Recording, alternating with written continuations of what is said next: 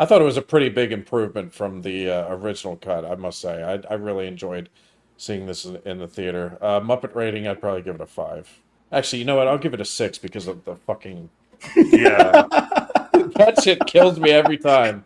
Because It that was was good. in the original cut. But like every time he's doing it, like I just start dying laughing. I'm like, what is this shit?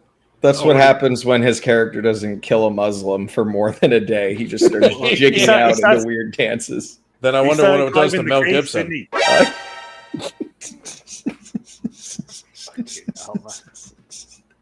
He There we started go. climbing the cage You as well. let, Did you dude. see That bit? was the perfect layup from Quintana. Thank you so was much. good. All right. Anyway, let's continue. There is a problem I have with the director's cut though, and it's let me hear me out with this. So Sibylla's son, because she is cut out of the her son is cut out of the original cut of this film. In the director's cut, he's a pretty significant part of it because once King Baldwin dies, then her son becomes king. And then we find out through a couple of scenes that he can feel no pain, which implies that he's going to become a leper at some point in his life. It's a thing of leprosy that you. That's why people get burnt because you lose your nerve endings, so you can't feel the pain. That's why he's holding the candle above. He does that bit. That's why people that, and you also kills you. It does kill your blood vessels, so that's why bits drop off you. That and a mixture of that, and you can't feel pain. So Right. you end up getting burnt, stuff like that. Right. Awful way. But it's so because he has leprosy and she knows it, and I guess her motive. I'm pretty sure her motivation was to not have him suffer like the way her brother did. I guess. So she ends up. So spoilers, folks. She ends up putting some kind of shit in his ear. I don't know what that was. Cyanide.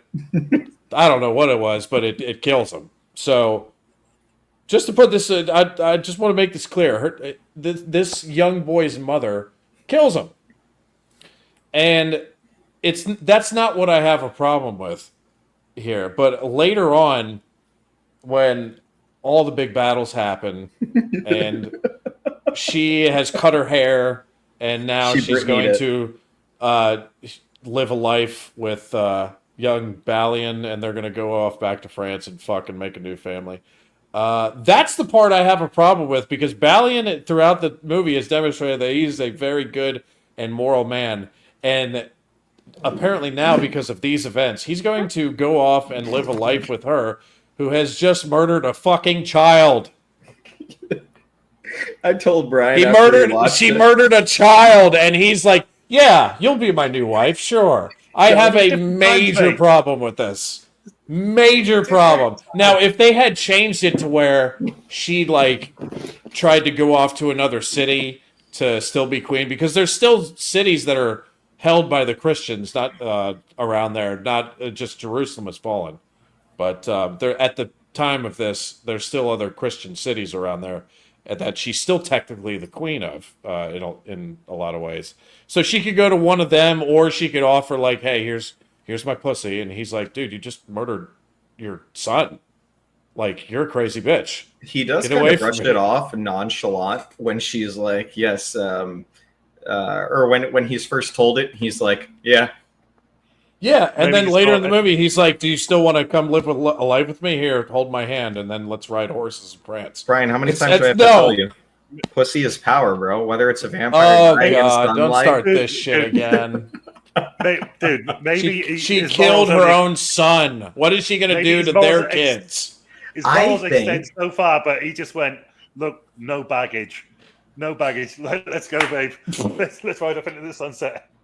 Craig, I want to ask your opinion on this. So my view of her killing her son, I think it was selfish and also selfless. I think that she tricked herself into thinking that it would be a good idea to kill her son because of how selfish she was. When she is talking about her brother throughout this film, she was like, "No, I don't want to go see my brother. I can't stand to see him like this." And I think it's more so from the selfish side of I can't watch someone go through this again that's so close to me. What are your thoughts? Do you think that was more of a selfish? Do you think it was a bit of both that were kind of in play? or do you just think she really just wanted to end this early for her son? Both of your opinions. I agree with you mostly on that. I also think, though, that Jeremy Irons says a line to her because they were saying the rumors are starting to spread, and cut off the heads of anyone who whispers. And well, if the king is seen to be active, and she knows that it's not going to happen, and her son being that young, how many, like, just looking at, I'm just thinking ancient Rome, 'cause that's the main source you can think of for things like this. How many children that were in line of succession, or or an actual king that were oft, there'd be so many people looking to, it'd be such a target. And the fact he's got leprosy, the fact that he's also going to have to do that, and it's all going to go downhill so quickly, and something worse could happen. Even we talked about Game of Thrones. You're thinking like partially like it's the kingdom itself that is also could fall. Not necessarily the kingdom, but just that the people would turn on him. It would be such an issue. Because it's a sin to have leprosy, right, or something. It's seen as what do they call it? The Muslims see it as God punishing their vanity. Okay, yeah. And obviously, it's Muslim, Jewish, Christians who live in Jerusalem. It would have been such a. It could all go so horribly wrong, and even. Like mentioned Game of Thrones, Cersei at the end, where she's got Tommen, and they think that they're going to get captured, and I can't remember if it's her dad who walks in, but she sat there and she's got there was a poison. They had a name. They kept using it throughout the show. But it's been that long since we've seen it. I've forgotten. She's about to give him it, so he doesn't have to go through any of what they would do to him. And then, like, she's maybe like foreseeing something like that down the future. Mm-hmm. But yeah, also the fact that she doesn't want to see.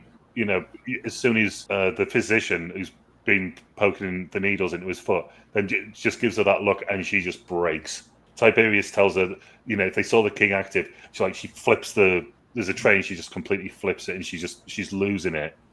Yeah.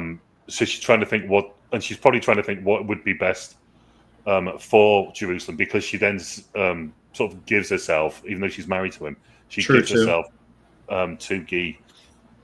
So. We still didn't see her tits in this film. Sorry. Yeah, that's the one way it wasn't like Game of Thrones. But against everything, like her heart wants, like everything against every fibre in her being, she does the one thing she doesn't want to do, and and agrees to be, make him her king, because she was queen regent, because there was no more males in that family line. That's when it fell on her to become the queen. Yeah. So that's why that happened.